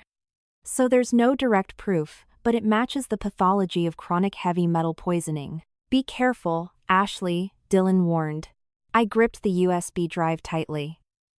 Suddenly, I remembered the herbal tonic Irene had given me. If they had used this method before. "Dylan, can I ask you for one more favor? Can you run a full panel on this?" I pulled the Ziploc bag containing the soaked paper towel from my purse. He took the bag, his eyes turning to steel. "What is this?" "Likely the murder weapon," I said, standing up. "I need to prepare for the finale." Dylan stood up too. He suddenly grabbed my hand. "Ashley, watch your back. And remember, you are not fighting alone." I looked into his worried eyes and nodded. As I turned to walk away, he called out, "I'll be visiting your dad tonight. Bring him a change of clothes." Walking down the bustling Manhattan sidewalk, I dialed my company's corporate security hotline. "Yes, I need to file an emergency whistleblower report against the Vice President of Finance, Victor Vance, for severe embezzlement and corporate espionage." After hanging up, I dialed the FDA tip line. "I want to report the distribution of Schedule I narcotics, specifically scopolamine, at a holistic pharmacy in New Jersey." Finally, I texted Brandon. "Since we're officially divorcing, I want to host a farewell dinner. 8 p.m. tonight. The private dining room at the Metropole Hotel." After hitting send, I hailed a cab to Olivia's office. Leaning against the window, I watched the city blur by and smiled a genuine smile. It was time to end the game. The crystal chandeliers of the Metropole Hotel lit the private dining room like the midday sun. I did a final check of my makeup in the restroom. I deliberately smudged my eyeliner and used a contour brush to draw dark, hollow bags under my eyes, making myself look completely broken. My phone vibrated. "Olivia. Cameras wired. Mic's hot. Server is secure. We are ready." I replied with a thumbs up emoji and opened the condo CCTV app. On the screen, the entire Newman family of 8 was marching out of the lobby, dressed to the nines. Brandon was in a tailored tuxedo. My mother-in-law was wearing my Max Mara cashmere coat. Maya was parading my Chanel bag. Their faces glowed with the intoxicating high of a successful heist. They looked like a gang of pirates walking into a treasury. I took a deep breath, dropped some Visine in my eyes to make them look bloodshot and inflamed, and walked out. In the hallway, I almost bumped into a waiter. It was Olivia's paralegal. He gave me a subtle nod and pushed a silver dessert cart into the dining room. I stood at the double mahogany doors, forcing my face into an expression of absolute despair, and pushed them open. "Ashley! You made it!" Brandon was the first to stand. His voice dripped with fake charm. He walked over, trying to take my coat, but I recoiled and sat at the furthest seat at the table. In the center of the table was a bottle of Chateau Lafite 1982. My bottle. I had been saving it for my dad's 70th birthday. Ian had already poured himself a brimful glass. The wine looked like blood. "To a beautiful evening." My father-in-law raised his glass. The wrinkles on his face stretched into a grotesque grin. "The Newman family finally has a home worthy of our name, Dad." Brandon pretended to scold him, glancing at me. "Don't say that. Ashley is grieving." I kept my head down, nervously picking at my cuticles. "Why should she be grieving?" Maya sneered, swirling her wine. 2 years of marriage and she couldn't even drop a kid. She's a barren hen. It's time she got evicted. She smugly flashed her wrist. The Cartier bracelet gleamed. "Maya! Enough." Brandon snapped at her, then gave me an apologetic smile. "Ash. Ignore her. She's young and stupid." I fought the urge to vomit. "It's fine. She's right. It's my fault." The waiters brought out the feast. Whole Maine lobsters, Alaskan king, crab legs, caviar, truffles. This dinner alone was costing upwards of $5,000. Ian cracked a lobster claw and muttered through a mouthful of meat, "Brandon, since the deed is transferred, you need to expedite the paperwork." By paperwork, he meant the divorce decree. I forced my hands to shake so violently that my silver fork clattered loudly onto my plate. "Sorry." I bent under the table to pick it up, using the cover to click the master recording switch, taped under the mahogany table. "What's the rush?" Brandon handed me a clean fork. "We're going to the courthouse tomorrow to finalize the split." "Right, Ash?" I nodded, keeping my eyes glued to the tablecloth. "If you ask me, divorce is the only option," my mother-in-law declared, chewing loudly on a scallop, her lips greasy with butter. 2 years with no pregnancy? A woman's only job is to carry on the bloodline. We can't let our family tree die. I dug my nails into my thigh to stop myself from laughing. They had no idea I had Brandon's vasectomy receipt digitized and ready for the jury. "Mom, drop it." Brandon poured me a bowl of lobster bisque. "Ashley is going through a lot." His sudden display of chivalry put me on high alert. I looked closely at the rim of the bowl. A faint, powdery white residue clung to the porcelain. Scopolamine. I brought the spoon to my lips, pretended to blow on it, and discreetly spit the liquid into my linen napkin. After downing 3 glasses of the Lafite, the Newman family dropped all pretenses. Irene pulled out her phone, waving it triumphantly. "Look at Victor's text. Tomorrow morning at 9 a.m., corporate security is throwing Ashley into an interrogation room. Leaking the Hudson Yards financial bid is a federal felony." She glared at me with pure malice. I gave her a look of sheer, unadulterated terror. What did you do?" "Oh, nothing much. Just tweaked a few decimals on your hard drive," Irene cackled. "When the bid fails, the board needs a scapegoat. Good luck in Rikers, bitch. They didn't just want to steal my home, they wanted to annihilate my life." I bit my lips so hard I tasted copper. "Irene, chill out. You're scaring her. Brandon poured me a glass of orange juice. Ashley has been incredibly cooperative today. Haven't you, babe? He gave me a look loaded with threat. I nodded frantically and took a sip of the juice. In reality, I let it pool in my mouth, then coughed into a pre-sealed evidence bag hidden in my sleeve. Prime forensic evidence. If you ask me, Brandon was too soft on her, my mother-in-law suddenly yelled, the wine making her belligerent. If he had just listened to me and used the devil's breath from day one, we wouldn't have wasted 2 years playing house. Mom! Shut up, there are waiters outside. Brandon hissed, panicked. Why should I be scared? What is she gonna do? My mother-in-law slammed her hand on the table, pointing a crab leg at me. Her old man is half dead in a hospital bed. My hand trembled, and my water goblet tipped over, shattering on the floor. Enough.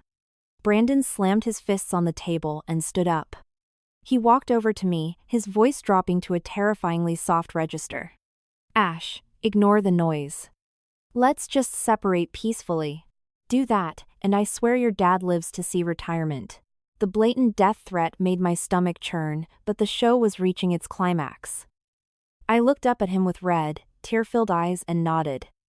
I need to use the restroom. Inside the marble bathroom, I checked my phone. Olivia. Dylan is in the command center next door. Your parents are surrounded by private security. We are green for the kill shot. I splashed cold water on my face and stared at my reflection. For the first time in 2 years, my eyes were crystal clear. I took a deep breath, channeled my inner Meryl Streep, and walked back into the lion's den. The Newmans were hammered. Oh look, the Baron bitch is back, Maya slurred, waving her glass. Brandon, what did you even see in this uptight prude? Brandon was flushed, the wine loosening his tongue. Her trust fund, obviously. She grew up in a bubble. So easy to manipulate. Do you know how sick I felt pretending to love her? Playing the perfect gentleman? I almost threw up every time I had to kiss her. I stood paralyzed, my nails cutting crescent moons into my palms. All right, back to business, Ian interrupted. Title transfer is done, divorce is tomorrow. After that, we list the condo, Irene finished for him. In this market, we'll clear $3 million minimum. Split 8 ways, that's almost $400K each. Brandon started counting on his fingers. Idiots. I need the condo to lock down my next target. The city councilman's daughter, Marissa. She's obsessed with me. I marry her, secure a government contract, divorce her, and take half her estate. My mother-in-law reached over and affectionately slapped his cheek. That's my genius boy. I was horrified. They were already plotting their next victim. Brandon, are you really gonna post those fake medical records about her dad? Ian asked, laughing. Hell yes. That arrogant old prick looked down on me at the wedding. I'm going to destroy his legacy. I had heard enough. I pulled my phone to my ear, pretending to answer a call. Hello, Mom? What? Dad crashed again? I'm coming right now. What's going on? Brandon frowned, his buzz slightly wearing off. My dad. He needs another surgery. I have to go to Mount Sinai. Where do you think you're going? He grabbed my arm, yanking me back. Drink a toast to our peaceful divorce first. He shoved a cloudy glass of champagne into my hand. I looked at the opaque liquid. It was spiked with a massive dose of scopolamine. But this time, I took the glass and downed it in one gulp. Most of the liquid ran down my chin and into a highly absorbent, hidden sponge collar around my neck. Can I leave now? I whimpered. Brandon smugly patted my cheek. Good girl. See you at the courthouse tomorrow at 10. I stumbled out of the dining room and practically fell through the doors of the adjacent banquet hall. Olivia and Dylan instantly rushed forward. Did you get it? Olivia demanded. I ripped the digital recorder from under my skirt and pulled the evidence baggie from my sleeve. Everything. The romance scam playbook, the extortion, the murder threats. It's all on tape. Dylan grabbed the baggie and sniffed it. High dose of scopolamine. You didn't actually swallow any, right? I shook my head, but suddenly, the room tilted. The adrenaline crash hit me like a freight train. My legs gave out. Dylan caught me against his chest. Ashley! What's wrong? Maybe. A drop got in my mouth, I slurred, my vision going dark. I've got her. Initiate the breach, Dylan commanded. Olivia racked the slide of her metaphorical gun. Let's bury these scumbags. As I lost consciousness, the last thing I saw was Olivia kicking open the double doors and Dylan's arms wrapping securely around me. When I woke up, I was lying in a hospital bed at Mount Sinai. An IV dripped cool saline into my vein. Dylan was sitting by my bedside, reading a stack of legal documents. You're awake. How do you feel? What time is it? My voice was sandpaper. 9 a.m. You suffered a mild toxicological reaction to scopolamine. The exact same compound Irene tried to feed your father. I grabbed his arm frantically. The restaurant. Olivia. Dylan handed me an iPad. Everything went exactly to plan. He pressed play. It was the security footage from the Metropole. At 10:15 p.m., as the Newman family was drunkenly toasting their victory, the massive projector screen in the dining room suddenly blared to life. It played the supercut I had edited, the Excel spreadsheet detailing how to con me. Irene's audio plotting to frame me with Victor. My mother-in-law admitting to poisoning my food. And the grand finale, a massive, high-definition photo of Brandon's vasectomy receipt, overlaid with the text, "Who is the real Baron Hen?" On the video, absolute pandemonium broke out. Brandon scrambled frantically to unplug the projector, but couldn't find the cord.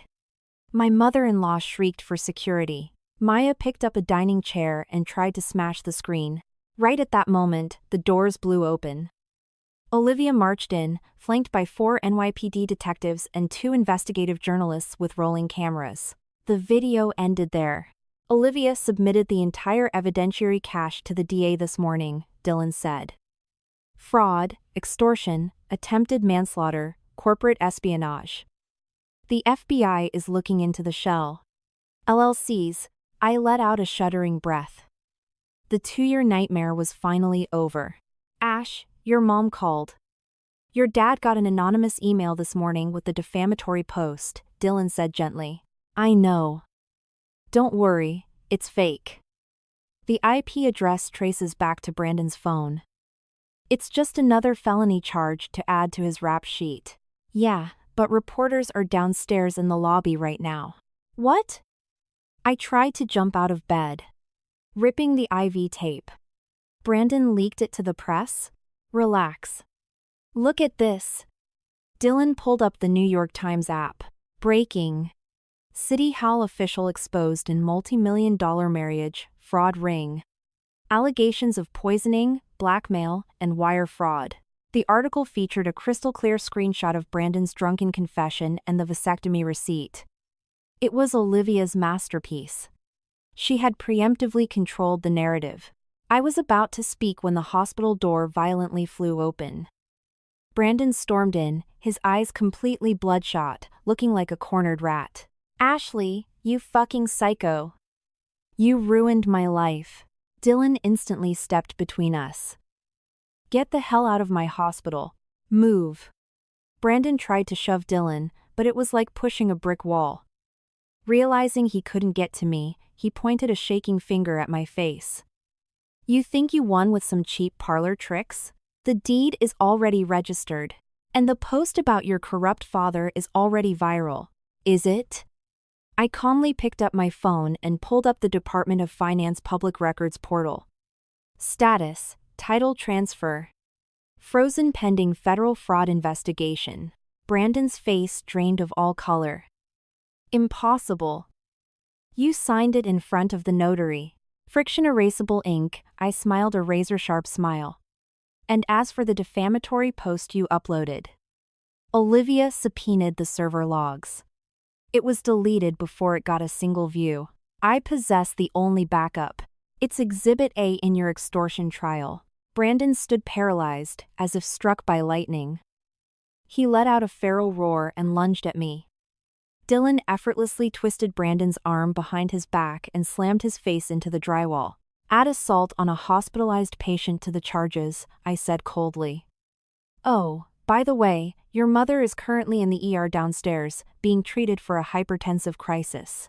You should probably go see her before they transfer you to Rikers. Brandon struggled against Dylan's grip, lifting his head. Ashley, watch your back. If I go down, I'm taking you with me. One more word and I'll break your shoulder, Dylan said quietly, applying just a fraction more pressure. As hospital security dragged Brandon away, I realized my entire body was trembling. Dylan sat back down, taking both my hands in his warm, calloused ones. It's over. Not yet. Victor, Irene, Ian. None of them get to walk away. Dylan was about to say something, but Olivia blew into the room like a hurricane. Great news. The FBI raided your corporate office this morning. Victor and Irene were walked out in handcuffs. The judge approved our emergency divorce petition and froze every single bank account associated with the Newman family. I closed my eyes and took a deep breath. The suffocating darkness of the last 2 years was finally cracking. Oh, and Brandon's ex-fiancée contacted me. She's willing to testify. She has medical records of him poisoning her, too, Olivia added softly. I opened my eyes and looked out the window. The crisp autumn sun was shining over Central Park. Dylan's hand was still holding mine. It felt warm, safe, and immovable. It's a beautiful day, I whispered. The Honorable Judge presiding over the matter of Ashley Parker v. Brandon Newman, petition for annulment and asset forfeiture, is now in session. The gavel banged. I sat at the plaintiff's table, my spine perfectly straight. Across the aisle at the defense table sat Brandon, wearing a wrinkled jail-issued jumpsuit instead of his tailored suits. In the gallery sat the remaining Newman family members, looking terrified and broke. On my side of the gallery, it was just Olivia's team. Counsel, present your demands, the judge ordered. Olivia stood up, her voice echoing in the mahogany courtroom. First, an immediate annulment of the marriage on the grounds of severe, premeditated fraud. Second, a judicial declaration that the property in Manhattan is the sole, separate property of the plaintiff. Third, compensatory and punitive damages totaling $5 million. Fourth, restitution for stolen luxury goods amounting to $250,000. Brandon's public defender jumped up. Objection, Your Honor. The property was utilized as the primary marital residence. Commingling occurred, rendering it marital property subject to equitable distribution. Order. The judge scowled. Olivia didn't miss a beat. Your Honor, the deed was executed 6 months prior to the marriage license, paid entirely in cash from the plaintiff's parents' trust. Furthermore, Brandon sneered from his chair. So what? After the wedding, she voluntarily signed a quitclaim deed, transferring the title to my mother. It was a gift. The gavel banged again. Defendant, speak out of turn again, and I will hold you in contempt. Olivia smiled her shark smile. Your Honor. I submit Plaintiff's Exhibit B into evidence. The courtroom monitors flickered to life. It was the footage of Brandon at the county clerk's office. Sign it, and I won't leak the files to destroy your dad. Then, the footage from the Metropole. Her trust fund. So easy to manipulate. I almost threw up kissing her. The courtroom erupted into whispers. That's a deep fake. My son would never say that. My mother-in-law shrieked from the gallery. Bailiff, remove that woman from my courtroom. The judge roared. Brandon's lawyer was sweating through his suit. Your Honor, these audiovisual recordings were obtained without two-party consent in a private setting. They are inadmissible under wiretapping laws.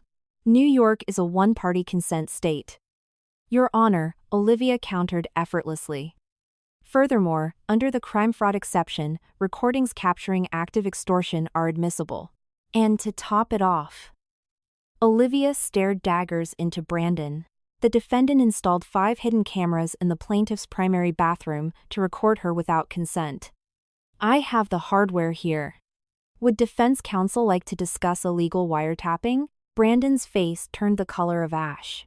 Olivia systematically laid out the nuclear arsenal, the vasectomy medical records, the FBI wiretaps of Irene and Victor, the toxicology report confirming scopolamine in the soup, and finally, the hunting list pulled from Brandon's cloned hard drive, featuring 5 women, including me.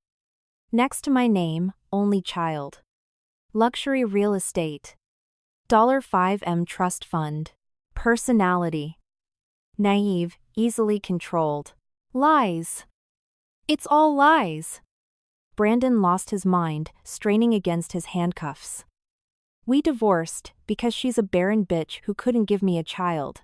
I slowly stood up. Your Honor, I submit my comprehensive OBGYN medical records confirming perfect reproductive health. Attached to it is the receipt from the defendant's elective vasectomy, dated 3 months before our wedding. You bitch.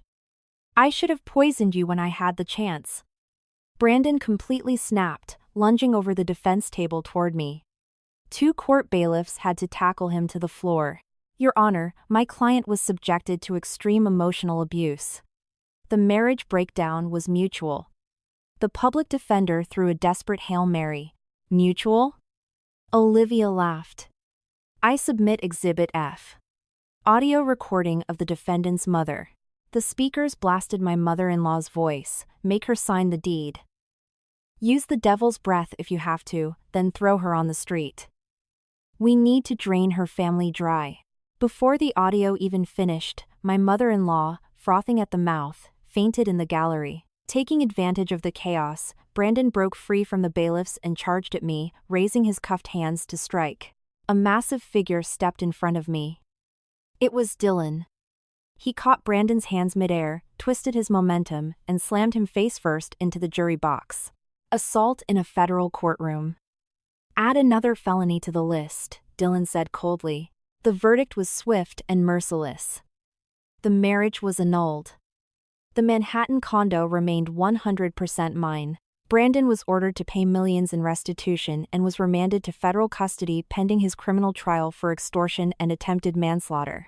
When I walked out of the courthouse, the midday sun was blindingly beautiful.